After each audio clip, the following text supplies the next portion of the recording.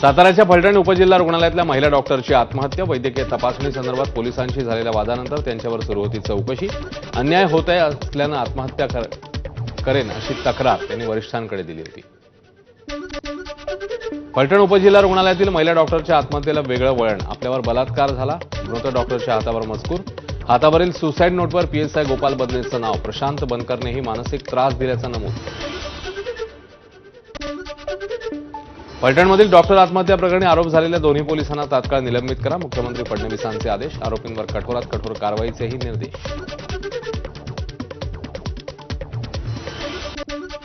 फलटणमधील डॉक्टरच्या आत्महत्या प्रकरणी सुसाईड नोटमध्ये उल्लेख असलेले पोलीस निरीक्षक गोपाल बदने आणि प्रशांत बनकर दोन्ही आरोपी फरार. आरोपींचा शोध घेण्यासाठी पथकं रवाना. राज्य महिला आयोग अध्यक्षा रुपाली चाकणकर यांची माहिती. फलटणमधील आत्महत्या केलेल्या महिला डॉक्टरांचा मृतदेह बीडकडे रवाना. नातेवाईकांनी मृतदेह ताब्यात घेण्यास दिला होता नकार. 2 महिन्यांपूर्वीच पीडित डॉक्टरने पोलिसांना पत्र दिलेलं, मात्र खासदारांच्या पीएकडनं राजकीय दबाव येत होता. पीडितेच्या आतेभावाचा आरोप. पोलीस अधिकारी गोपाल मदने महाडिक यांचा देखील या पत्रामध्ये उल्लेख असल्याचा कुटुंबियांचा आरोप. पोस्टमॉर्टम रिपोर्ट बदलून देण्यासाठी पीडितेवर दबाव होता. डॉक्टर आत्महत्या प्रकरणी पीडितेच्या काकांचा आरोप. तर याच कारणावरनं तिने आत्महत्या केल्याचाही पीडितेच्या काकांचा आरोप. पोलीस अत्याचार करत असतील तर महिलांनी दाद मागण्यासाठी कुणाकडे जायचं. आमदार रोहित पवार यांचा डॉक्टर आत्महत्या प्रकरणी सवाल. जनतेचे रक्षक असूनही भक्षक बनलेल्यांवर कठोर कारवाई व्हावी, रोहित पवारांची मागणी. स्वतःला संपवण्यापेक्षा जे आपल्याला त्रास देतात त्यांच्यावर कारवाईसाठी प्रयत्न करा. टोकाचं पाऊल उचलण्यापूर्वी शासनाची मदत घ्या. आमदार चित्रा वाघ यांचं डॉक्टर आत्महत्या प्रकरणानंतर महिला वर्गाला आवाहन. वंचितच्या वतीने छत्रपती संभाजीनगरमध्ये आरएसएसच्या कार्यालयावर जनआक्रोश मोर्चा. आरएसएसवर बंदी आणावी या मागणीकरता आंदोलन. सुजात आंबेडकरांच्या नेतृत्वाखाली मोर्चा. सोमवारी होणाऱ्या ठाकरेंच्या शिवसेनेच्या निर्धार मेळाव्यात आदित्य ठाकरे बोगस वोटिंगचा बॉम्ब फोडणार. राहुल गांधींनी ज्याप्रमाणे बोगस मतदार यादीचं सादरीकरण केलं, तसंच आदित्य ठाकरे मतदार यादीतल्या घोळाचं सादरीकरण करणार. ठाकरेंच्या सेनेच्या निर्धार मेळाव्याचा टीजर प्रदर्शित. 27 ऑक्टोबरला वरळीतल्या एनएससीआय डोममध्ये निर्धार मेळाव्याचं आयोजन. निर्धार मुंबई महापालिकेवर एकजुटीनं भगवा फडकवण्याचा टीजरमध्ये उल्लेख. मुंबईच्या 7 बाऱ्यावर आपलंच नाव आहे अशा तोऱ्यात वावरणाऱ्या ठाकरे सेनेला मुंबईकरांनीच प्रत्यक्षात घरातनं दारात आणून ठेवलंय. भाजप नेते केशव उपाध्यायांची टीका. किती दंड फुगवाल असं म्हणत केशव उपाध्यायांचा ठोसक सवाल. मतदार याद्यांच्या घोळाबाबत काँग्रेसची उद्या पत्रकार परिषद. मुंबईत पत्रकार परिषद घेत काँग्रेस नेते मतदार याद्यांमधील घोळ मांडणार. आदित्य ठाकरेंच्या सादरीकरणाआधीच काँग्रेस नेत्यांची पत्रकार परिषद.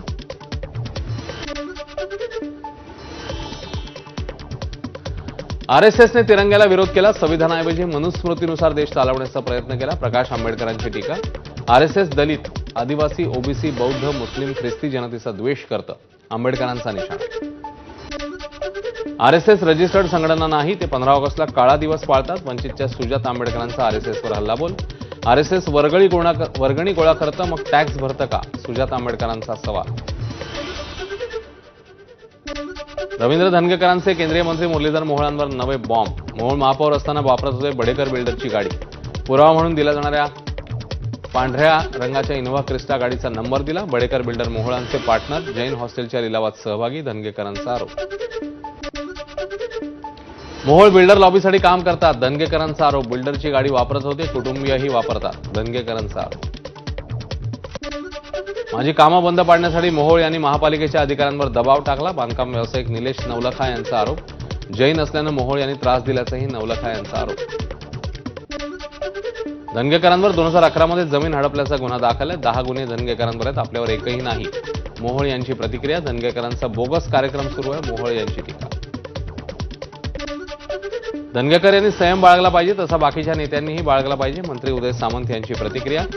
धनगेकरांवर कारवाई करायची, मग नवी मुंबईचं काय? कोणी सुरुवात केली आहे सगळ्यांना माहिती. सामंत यांचं नाव न घेता गणेश नाईक यांच्यावर निशाणा.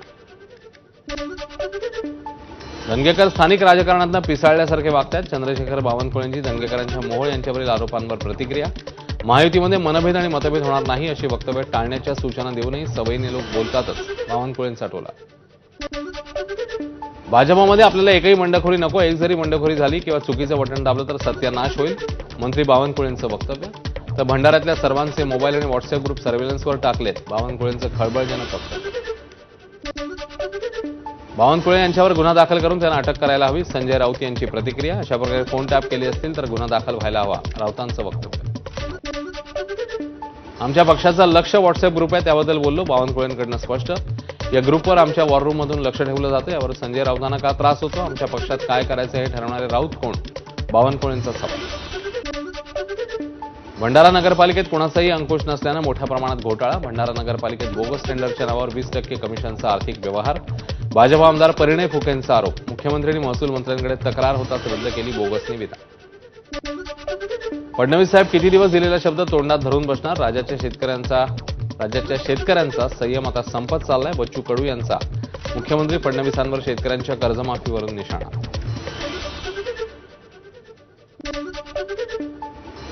मुख्यमंत्री फडणवीस आणि मनोज जरांगे एकाच मंचावर येण्याची शक्यता. मंगळवेढ्यातल्या शिवरायांचा पुतळा अनावरण सोहळ्याचं समाधान अवताडेंकडून जरांगेंनाही निमंत्रण. राष्ट्रवादीचा 1 नोव्हेंबरला पुण्यात राज्यव्यापी मेळावा. पूर्वतयारीसाठी वांद्र्यातल्या रंगशारदा सभागृहामध्ये बैठक. आगामी स्थानिक स्वराज्य संस्थेच्या निवडणुकीत पक्षाने काय भूमिका घ्यावी या संदर्भात मेळाव्यात घोषणा होण्याची शक्यता. मुंबई महापालिका निवडणुकीसाठी शिंदेंच्या शिवसेनेकडून रणशिंग.